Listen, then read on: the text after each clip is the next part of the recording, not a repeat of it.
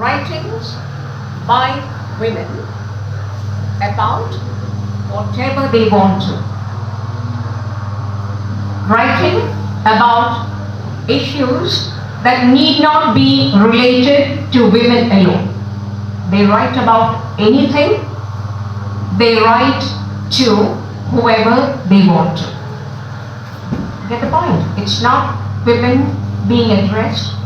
It's not just women's issues being discussed.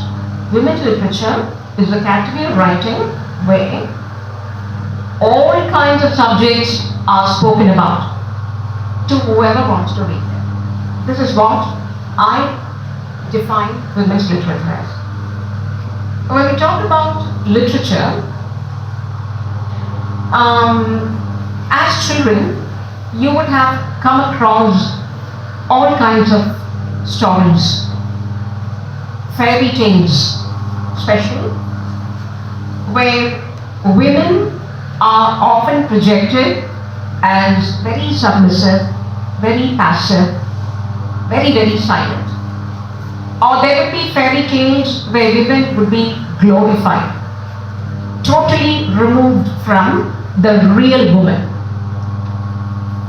And since this session is going to be about stories and the way stories are going to be retold, I would like to bring before you a very famous Polish fairy tale where literature plays a very damaging role, projecting women not as they really are, but as a very glorious figure, absolutely self-sacrificing, chaste, genuine, very submissive.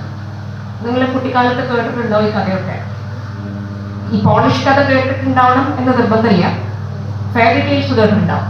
You have heard the story of Cinderella. You have heard the story of the sleeping princess, the sleeping beauty, Snow White and the Seven Dwarfs. And there's a common pattern to all these stories. The women are supposed to be very beautiful. Snow White is as white as snow, and her lips have to be as red as cherries. That's ideal women beauty. And what happens is it's a general pattern. They are very pretty, and they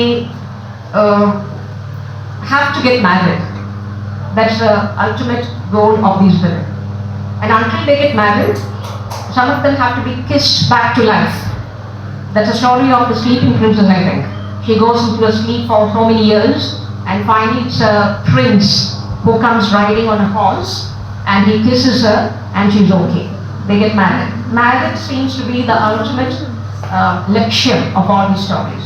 You would have heard of all these. Cinderella, very quiet.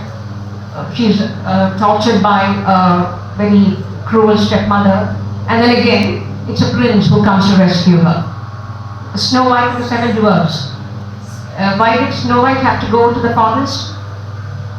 You know the story. And who was she protected by until another young man comes and saves her? 7 men, 7 leprechauns, 7 dwarfs. And the men protect her until she's ready to be married off to a prince. And how do these stories end? The prince married the princess, and they all lived happily forever and ever. That's how these stories end. And the other story I would like to remind you is a Polish story where, again, you have a distorted picture of reality about a mother devoted to her son, and the son gets married. He